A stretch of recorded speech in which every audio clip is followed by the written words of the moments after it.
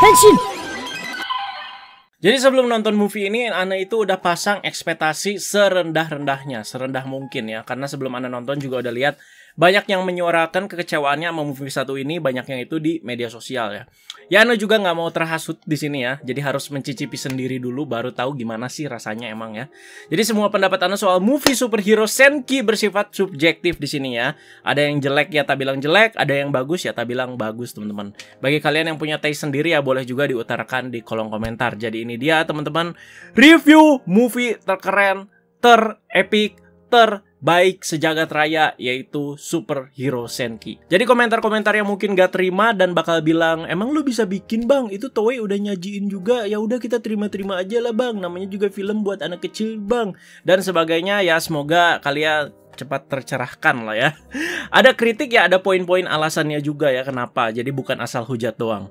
Jadi memang Ana dari dulu itu nggak suka sama Superhero Taisen, entah kenapa. Ana juga sempat bikin tokusatsunya sama Bang Bayu dan Bang Randy ya. Kalian juga bisa simak teman-teman. Jadi dari awal itu nonton tahun sekitar 2011-2012 ya. Itu Ana lumayan excited di situ ya, yang Kamen Rider versus Super Sentai. Yang ada Go Buster, Diket, Gokai Red, terus juga Forze ya. Itu lumayan excited karena itu Superhero Taisen yang pertama ya. Dan yang itu menurut Ana sih ya masih oke lah teman-teman.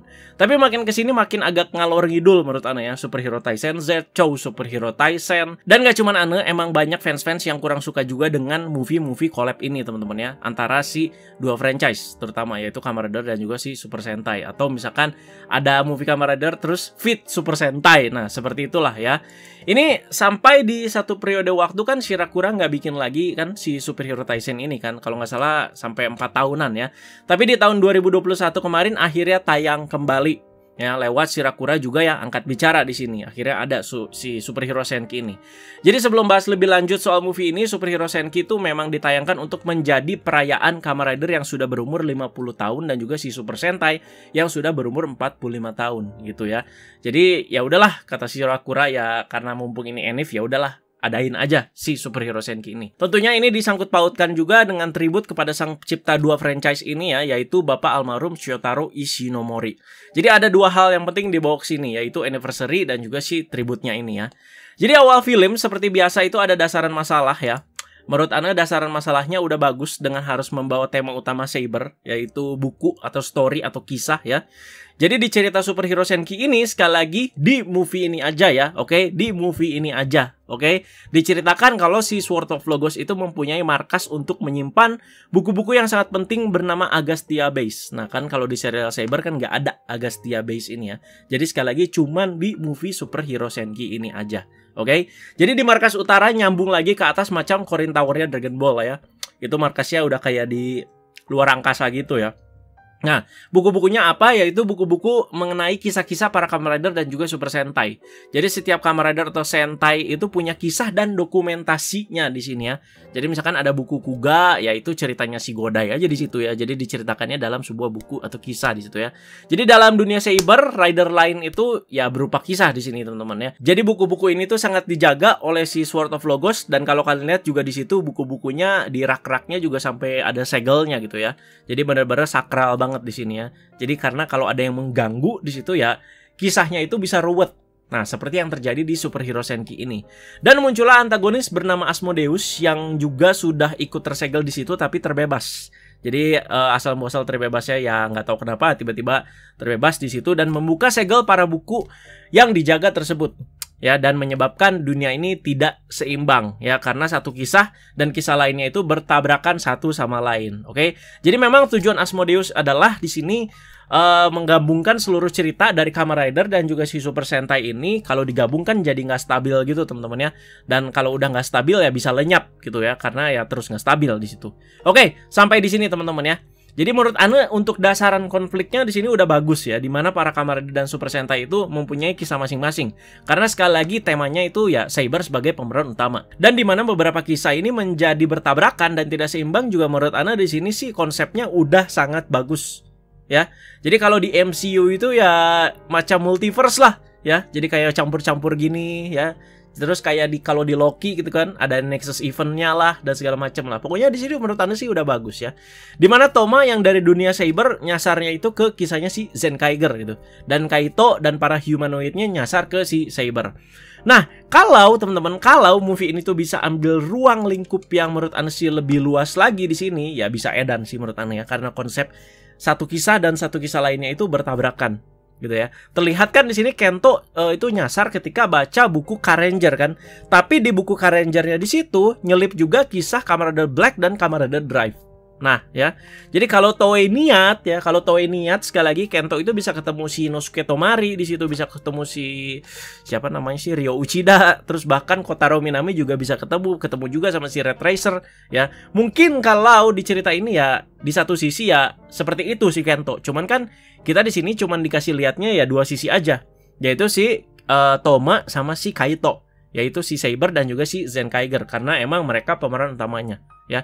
Dan juga di sini kan ya kepentok durasi juga teman-teman ya. Jadi ya udah gitu aja gitu. Sekali lagi kalau misalkan mereka niat teman-teman ya, dikasih lihat satu sisi lagi di mana Kento ketemu pahlawan lain yang memang real, mereka itu comeback nyata ya. Sekali kalau emang niat dan juga terrealisasi ya bakalan epic teman-teman gitu ya. Lagian ini durasi movie-nya juga cuman 1 jam ternyata ya. Jadi ya emang harus dicepet-cepetin juga, dan ya cuman dikasih lihatnya ya ini teman-teman ya, dua perspektif aja gitu. Dan selanjutnya satu kisah dan kisah lain ini makin campur aduk ya, nggak cuman kisah-kisah di dunia tokusatsu aja seperti yang tadi Anda bilang, seperti Karenger tiba-tiba ada nyelip Kamen Rider Drive, Kamen Rider Black RX gitu kan. Jadi ini di sini dunia-dunia atau kisah-kisah tokusatsu di sini tuh bertabrakan atau bercampur aduk juga dengan kisah-kisah legenda macam seperti kayak Journey to the West dan kisah legenda lainnya juga ikut bertabrakan di sini. Makanya di sini kalau kalian lihat para Imagine dari Den-O tiba-tiba kan jadi squadnya Journey to the West gitu kan. Ada Chupatkai, ada Sung Gokong, si Momotaroshnya jadi Sung Gokong gitu kan, dan lain-lain ya. Jadi di sini dipandunya juga sama Omazio pula gitu. Tiba-tiba Omazio-nya jadi pemandu, Pak. Jadi kayak kurang gimana ya, kurang pas aja gitu ya. Nah, mulai di sini Anda merasa udah nggak nyaman aja gitu nontonnya. Jujur, Anda udah merasa nggak nyaman nontonnya. Jadi di bagian ini berasa agak wasting time aja gitu ya. Jadi kalau untuk periode awal-awal sih masih nyaman teman-teman ya, apalagi darasaran konfliknya itu dapet banget pertama. Di sini menurut Anda sih udah wasting time, apalagi pas bagian Toma yang nyasar ke zaman Sengoku itu ya.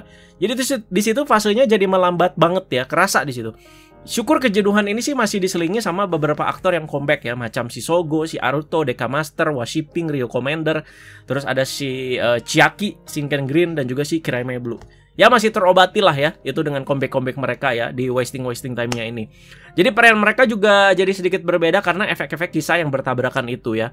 Makanya kalian lihat Aruto juga jadi salah satu samurai di situ kan. Beberapa aktor yang diberitakan comeback juga sebelum tayang ini emang lumayan ngasih hype tersendiri. Tapi disayangkan ya, ini durasinya itu sangat sebentar sekali. Soo Kuno ya, si Tokiwa Sogo ini comebacknya menurut Anda hitungan detik, Pak. Semenit aja nggak nyampe. Jadi dia muncul, lepas topi, henshin, beres. Aruto juga, ya Aruto lebih lama dari Sogo lah, teman-teman ya. Tapi untuk si Sogo, bentar banget, asli bentar banget ya. Jadi ya udah cuman begitu aja gitu. Jadi ada sedikit teamwork juga dari si Saber dan Zero One yang seperti ngasih sedikit pengobatan karena mereka berdua itu nggak ada movie collab-nya. Kalian lihat di sini ya, si Saber sama si Zero One ini kerja sama. Jadi kayak nih lah, gua kasih bagian mereka fight bareng nih si Toei gitu. Tapi ya udah nggak kerasa itu juga ya. Lalu dalam film ini tuh kita diperlihatkan dengan tokoh kunci, yaitu si Shotaro Ishinomori ya. Jadi beliau ini memang merupakan pencipta dari Kamen Rider dan Super Sentai yang memang benar ada di dunia nyata. Di sini digambarkan sepertinya dia itu di masa kecilnya ya. Jadi sosok Shotaro di sini kan digambarkan sebagai seorang anak yang gemar menggambar para pahlawan super dan menjadi kunci utama cerita di sini. Nah, langsung aja ya, kita di sini bakal bahas beberapa kekurangan yang menurut Anda sangat-sangat terasa di sini ya.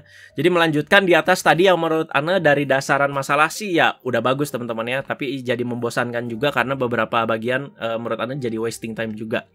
Lagi-lagi di sini kekurangan utamanya nggak lepas dari CGI. Ini permasalahan yang selalu ada bertahun-tahun teman-teman ya. Jadi CGI series kan agak kurang ya. Masih oke lah, masih agak maklumi lah kalau kalian lihat remixnya, revise dan segala macam. Mungkin faktor kerja tayang juga harus tayang tiap minggu ya. Cuman saya nggak ada improvisasi juga dari tahun ke tahun. Cuman gimana kalau ini CGI sekelas movie atau layar lebar itu hancur ya. Bahkan ada beberapa bagian yang lebih jelek dari serial. Bayangkan ya, sekelas layar lebar aja di sini lebih jelek dari serial. Gimana tuh ceritanya ya? Kacau banget lah pastinya ya. Ya semestinya Toei nggak bisa menyampingkan karena ini film anak-anak jadi ya lepas tangan begitu aja gitu. Walau Kamen Rider dan Super Sentai ya buat anak-anak, tapi kan ada juga banyak beberapa remaja dan orang dewasa juga yang ikut nonton atau menikmati lah di franchise ini. Apalagi beberapa sumber profit mereka juga kan dari situ gitu ya. Tapi dari tahun ke tahun terutama untuk sekelas movie ya nggak pernah ada perkembangan menurut anehnya. Jadi berasa kurang etis aja lah gitu ya. Kan ini kan hitungannya juga movie bioskop ya. Dan bagian yang paling buruk dan kelihatan sangat kekurangannya menurut Anda di movie ini itu adalah di green screen, Pak. Ya. Jadi itu green screen-nya, aduh Tuhanku. Green screen-nya nggak rata, jadi di refleksi muka aktornya juga ada ijo-ijonya di situ. Terus background-nya juga geter-geter sambil muter-muter. Ini Jujur di bagian ini Ana udah agak mual nontonnya. Tapi ya udahlah, kita paksain dulu lah sampai akhir. Soalnya udah kagok juga, cuman sejam juga. Jujur seriusan agak mual, agak pusing gitu ngelihatnya. Jadi udah mau bikin pusing, konklusi percakapannya juga kurang dapet lagi menurut Ana di bagian ini ya. Jadi kan udah tahu gitu ya, paradigma para penonton itu agak traumatik dan jenuh sama si superhero Taisen ini. Pas balik lagi kayak gini, ya gimana nggak merasa kecewa gitu ya. Jadi udah absen cukup lama, sekitar 4 tahun. Sejak terakhir tuh apa? Show Superhero Taisen ya. Dan itu tayang lagi sekarang ya di Superhero Senki. Pas tayang lagi kok kayak begini gitu. Gimana ya nggak kecewa gitu teman-teman. Jadi lanjut ke scene gelut ya. Jadi soal para ksatria dari Saber yang tiba-tiba pengenalan diri layaknya Super Sentai ya. Ya itu menurut Anda sih masih bisa dimaklumi ya. Karena Saber itu memang ridernya banyak. Jadi seakan-akan itu kayak Sentai ya. Jadi mereka kan nyebut Ksatria Api, Kamen Rider Saber, Ksatria Air, Kamen Rider Blades gitu. Itu benar-benar jadi kayak Sentai banget ya. Ya beberapa orang sih katanya nggak suka, katanya ya. Beberapa katanya nggak suka, jadi cringe katanya. Lo kok jadi Sentai itu Saber udah warna-warni dan segala macam gitu. Menurut Ana sih masih bisa terima lah ya. Menurut Ana sih masih bisa diterima di bagian itu. Cuman agak makan durasi aja itu pengenalannya antara si Kamen Rider dan juga si Super Sentai hampir 2 menit lebih Pak. Ngopi sambil main catur itu si Asmodeus ya. Jadi bagian gelut juga menurut Anda bukan jadi bagian yang paling excited, tapi jadi bagian yang paling jenuh. Jadi tawuran sekolah aja menurut Anda sih lebih rame ya. Jadi yang paling kacau pas gelut tiba-tiba di situ ada penempatan logo dari tiap rider dan juga si Sentai ya. Itu penempatannya juga ancur-ancuran banget asal tempel kayak dari Google copy terus lu paste aja di situ. Ancur banget ya di situ. Kayak nggak ada estetikanya gitu ya, dikasih apa kayak dikasih shadow atau dikasih efek apa gitu. Itu benar-benar asal tempel gitu logonya. Dan catchphrase tiap karakternya juga kelihatan maksa banget ya. Jadi kan disorot satu-satu nih. Udah logonya keluar kan diliatin satu-satu si rider dan Sentai yang gelutnya gitu ya. Terus mereka itu harus maksa nyebutin si catchphrase-nya masing-masing. Kayak si Kabuto tiba-tiba Obachan gitu itu. Tapi sambil gelut rusuh gitu. Jadi udah tahu mepet banget gitu durasinya. Dipaksa tiap karakter pas gelut ngeluarin catchphrase yang voice aktornya juga udah pasti bukan si aktor aslinya gitu. Ya beraksa-maksa aja menurut Anda. Agak lucu aja gitu. Naruto kan comeback di movie ini ya. Tapi pas udah dia jadi rider dan udah gelut massal ini, tiba-tiba suaranya mendadak berbeda gitu.